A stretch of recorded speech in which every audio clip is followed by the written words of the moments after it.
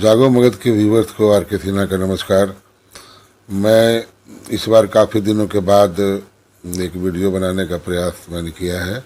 ये आज का जो दिन है, आज के डेट तक वर्तमान में राजनीतिक हालात हैं, वो अब भारत के लिए जो नए लोकसभा का चुनाव है उसका दिन निश्चित किया जा चुका है और सारी पॉलिटिकल एक्टिविटीज जगह बढ़ रही है। और दो गठबंधन में इंडिया और दो गठबंधन में इंडिया का चुनाव है। बिहार में एनडीए और गठबंधन सबको पता है। एनडीए गठबंधन में बीजेपी, जदयू, हम और ये लोजपा और ये कुशवाहा की पार्टी, ये पांच। और उस तरफ राजद, कांग्रेस, सीपीआई, सीपीएम, सीपीआई माले। और मगध में वैसे जिला तो पांच हैं, गया, जहानाबाद, नवादा, औरंगाबाद और अरवल। लेकिन लोकसभा की 4 सीटें मगध क्षेत्र में आती हैं, जहानाबाद, गया, औरंगाबाद और नवादा। और ये चारों सीटें शुरू से ही लोकसभा के पहले चुनाव से ही ये सारी सीटें यहाँ की भी चुनी जाती रही हैं। और मगध के 4 लोकसभा सीट में 3 लोकसभा सीट जहानाबाद, औरंगाबाद और नवादा ये अनरिजर्व्ड है, जनरल है, यहाँ से कोई भी इलेक्शन लड़ सकता है। लेकिन गया की सीट शुरू से ही रिजर्व रखी गई है। गया की सीट रिजर्व है, सुरक्षित सीट है। ये मगध के क्षेत्र में गया ही प्रमुख जिला है, गया ही मुख्यालय है। जो भी इंटेलेक्चुअल हैं, जो भी लोग हैं, प्रशासन है, वो सारे गया में ही हैं और गया का सीट है, सुरक्षित सीट है। ये भी विडम्बना ही है। तो क्या ये गया हमेशा अनादिकाल के लिए सुरक्षित सीट ही होगी, या कभी इस सीट पर भी दूसरे समुदाय के लोगों को राजनीति करने का, चुनाव लड़ने का, लोकसभा का कोई अवसर मिलेगा? क्या इस तरह रिजर्व सीटें एक निश्चित समय के बाद दूसरे जिलों में नहीं की जा सकती है? एक ही जिला क्यों रिजर्व रहेगा 50 साल 60 साल तक? ये बात भी समझ में नहीं आती है। खैर, लेकिन इस वजह से गया में जो दूसरे समुदाय हैं, फॉरवर्ड कास्ट के लोग के जो लोग हैं, लीडरशिप के लोग हैं, या और भी लोग जो हैं वैश्य समाज के लोग हैं, ओबीसी हैं, उनको लोकसभा के चुनाव में कोई इंटरेस्ट इसलिए नहीं है कि उनको सिर्फ वोट देना ही होता है। और लोकसभा में तो लोग, वोटर की संख्या इतनी बड़ी तादाद में होती है कि लोग अपने आप वोट देते हैं और पार्टी के नाम पर चुनाव लड़ी जाती है। व्यक्ति इसमें कोई कुछ नहीं कर सकता है अलग से सोच ले तो करने के लिए, अभी जीत ही नहीं सकता है, जमानत भी नहीं बचेगी। ये पार्टी के नाम पर इलेक्शन होता है। मगध के जो सारे ज़िले हैं उसमें राजद ने अपना कब्जा बना रखा है। मगध की 4 सीटों पर राजद के कैंडिडेट लड़ेंगे और एनडीए से 4 सीट पर 3 दल के लोग, 2 बीजेपी के, एक हम के और एक जदयू के। औरंगाबाद, नवादा में बीजेपी कैंडिडेट, जहानाबाद में जदयू का, और गया से जीतन राम मांझी जो पूर्व सीएम है उनको सीट दी गई है। और अभी जो हालात में है, चारों की चारों सीट एनडीए के पास ही है। वर्तमान में जो लोग लोकसभा के मेंबर हैं, ये चारों में एनडीए के पास ही है। ये भी एक सच्चाई है। गया में क्या है, या शायद और भी जगह में, जैसे कि औरंगाबाद है, एक परिवार का ही लोग को सीट टिकट मिलते रहता है।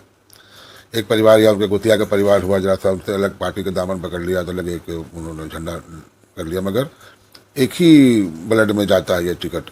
और इसी गया का है, 25 साल से मांझी लोग ही यहाँ के हैं। एसी में जो है वो मांझी, वही लोग एमपी बनते हैं। उसके पहले थे तो चौधरी लोग 10-20 साल एक ही तरह के लोग, उनका ही बेटा तो ये तो भतीजा।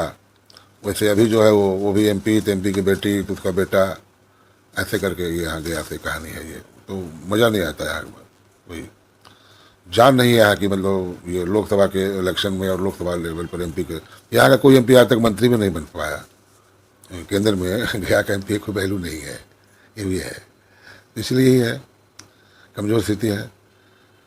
तो आगे आने वाले इलेक्शन में जो ओपिनियन पोल है वो उसमें तो जो भी हुआ अभी तक, उसमें तो यही है कि नीतीश कुमार और बीजेपी के द्वारा आपस में मिल जाने से पलड़ा इधर पहले की तरह हो गया है। तो पिछली बार 39 सीट था एनडीए के पास, चूँकि वो मैक्सिमम के लगभग हो गया, तो मान लीजिए 1 सीट और एनडीए हार सकती है, 38। तो बिहार का नज़ारा तो लोकसभा में ही है। और मोदी का जब यहाँ पर दौरा होना शुरू होगा बिहार में, तो उनके वोट परसेंटेज बढ़ेंगे, क्योंकि मोदी के लिए अपना वोट है, ये मोदी अपने लिए ये वोट मांग रहा है, जो उसकी अपील है जिन लोगों पर, उन पर ये लागू हो जाता है। अदरवाइज कई बार मोदी मांगते रहते हैं, वोट नहीं देता लोग, राज्य की विधानसभा के चुनाव में बिल्कुल दूसरे कारणों से मोदी के लिए भीड़ आ जाए, मगर वो वोट उस तरह का नहीं मिलता उनको। लेकिन लोकसभा में तो डायरेक्ट मोदी अपने लिए वोट मांग रहा है, तो जो भी उसके लोग हैं वो देंगे ही। तो नेचुरली एनडीए का पलड़ा तो बहुत भारी होना ही है बिहार से, ये है। अगर गया के रहने वालों के लिए गया का जो एमपी होगा, जो भी होगा, वैसे एक मामूली से एमपी होगा, लटक सा, कभी कोई उसको मतलब है ही नहीं, तो उसमें चीज़ ही नहीं है, क्वालिटी नहीं है, तो क्या होगा। इसीलिए गया बिहार का दूसरा नंबर का कमिश्नरी और धार्मिक दृष्टिकोण से तो सबसे महत्वपूर्ण जिला, अंतर्राष्ट्रीय जिला, स्मारक, नालंदा यूनिवर्सिटी विश्वविद्यालय, राजगीर और बोध गया और ये और गया का और पिंडदान और पितृपक्ष विष्णु का पीठ, शक्ति का पीठ, ये होने के बावजूद भी गया में वो फैसिलिटी नहीं है जो किसी एक स्टेट के दूसरे तीसरे नंबर के ज़िले का भी होना ही चाहिए, कि नहीं है। ये बिल्कुल किसी ऐसे ही मतलब सी ग्रेड का शहर है।